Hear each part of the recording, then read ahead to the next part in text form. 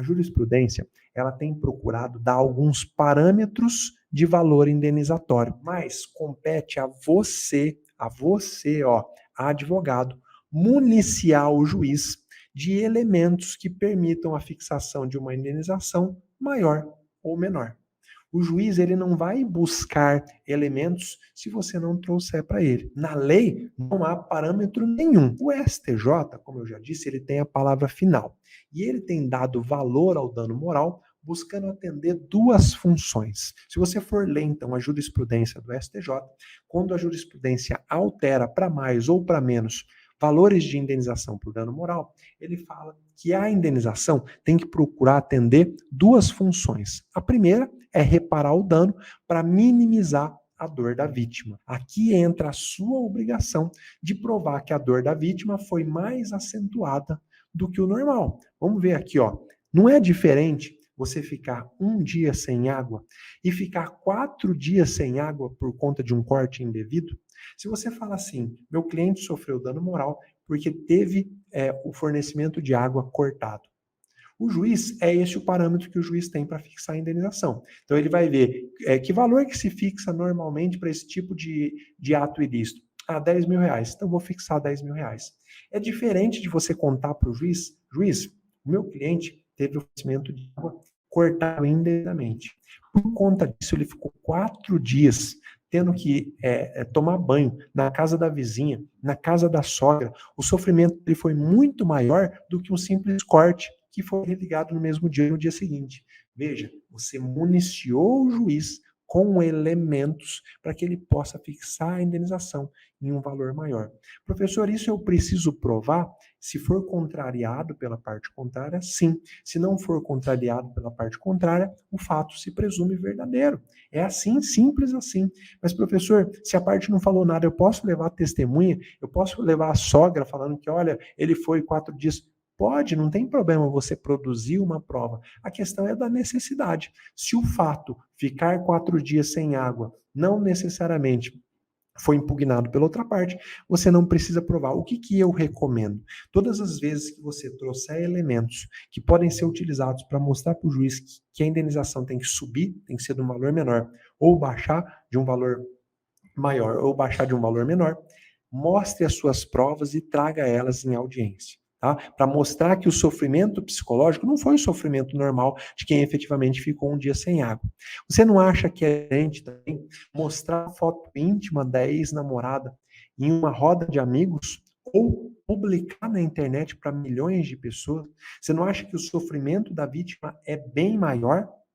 Se o sofrimento é bem maior, a indenização tem que ser bem maior, porque nós acabamos de ver que o parâmetro do STJ é reparar o dano para minimizar a dor da vítima. Uma dor menor merece uma indenização menor, uma dor maior merece uma indenização maior. Então você vai provar para o juiz, olha aqui, ó, esse dano não é simplesmente o dano de quem revelou uma foto íntima para um amigo ou para uma roda de amigos. A foto foi divulgada para milhares de pessoas, então a indenização tem que ser de um valor maior. Veja, você que tem que apresentar esse raciocínio para o juiz. O juiz não vai fazer isso para você. O outro parâmetro que o STJ julga justo, né, para estabelecer o valor do dano moral é o objetivo de punir o ofensor para que o fato não se repita. É o famoso fator pedagógico. E aqui vai mais um alerta prático. Aqui entra a sua obrigação de provar que a punição deve ser elevada. Por quê? Porque o ofensor que tem grande capacidade econômica, o valor da indenização muito baixo, ele não vai nem sentir. Imagine então que o ofensor, aquele cara que publicou foto íntima da ex-namorada, é um milionário. Se o juiz estabelece uma indenização de 10 mil reais, o que ele vai fazer? Vai dar risada. No outro dia ele vai estar publicando de novo.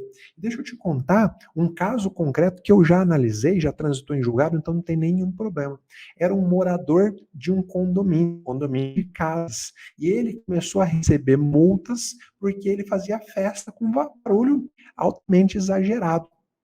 E aí os moradores entraram com uma ação, com pedido de obrigação de fazer. Por quê? Porque eles aplicavam multa, o morador ia lá e pagava e não estava nem aí, porque ele era muito rico.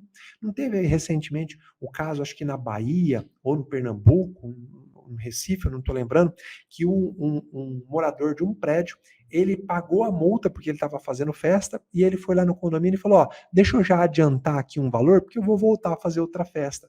Ou seja, o valor da multa lá do condomínio não era suficiente para servir como caráter pedagógico, ó, não faça a mesma coisa. Então, o juiz, ele quando ele vai arbitrar o valor da indenização, ele tem que olhar para a capacidade financeira do ofensor, tá? Imagina então, você tentou alertar para que o ato ilícito não acontecesse. Você ligou lá na empresa, olha, esse contrato não é devido, eu não fiz esse empréstimo, meu cliente não deve nada, não inscreva o nome dele no SPC, mas não adiantou nada, tá? A empresa foi lá e efetivamente inseriu o nome dele no Serasa e no SPC. Veja, você está mostrando para o juiz que a punição tem que ser maior porque o dolo daquele que praticou o ato ilícito foi maior, ou porque a capacidade financeira dele é maior. Você precisa trazer esses elementos para o juiz. Sabe como é que você faz isso na prática? Se você está pedindo uma indenização por dano moral contra uma grande loja de departamento, entra na internet e vê qual foi o faturamento declarado por ela no último ano. Aí você vai ver que ela declarou, que ela faturou 500 milhões de reais. Aí você vai dizer para o juiz, uma indenização de 5 mil reais para essa empresa é cosquinha, não vai surtir o fator pedagógico. O STJ fala do fator pedagógico.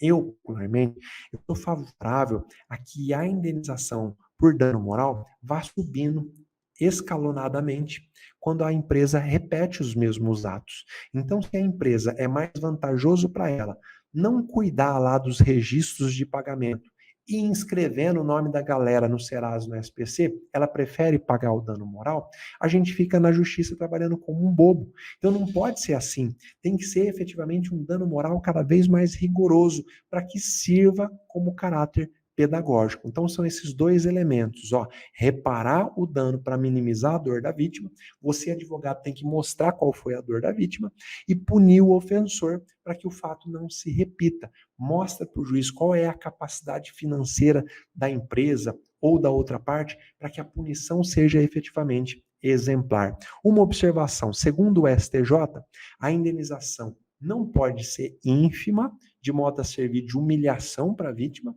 e nem exorbitante, para não representar enriquecimento sem causa.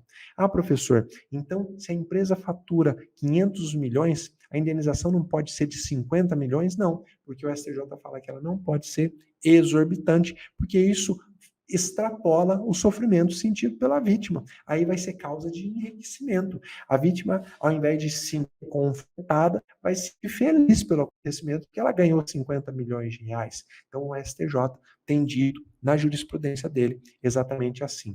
Quanto à vítima, o STJ ele considera o tipo de ocorrência, se houve morte, lesão física, deformidade, o padecimento da própria pessoa e dos familiares, ele considera circunstâncias de fato, como a divulgação maior ou menor de fotos, né, como eu acabei de te falar, e consequências psicológicas de longa duração ou não. Lembra que eu te falei?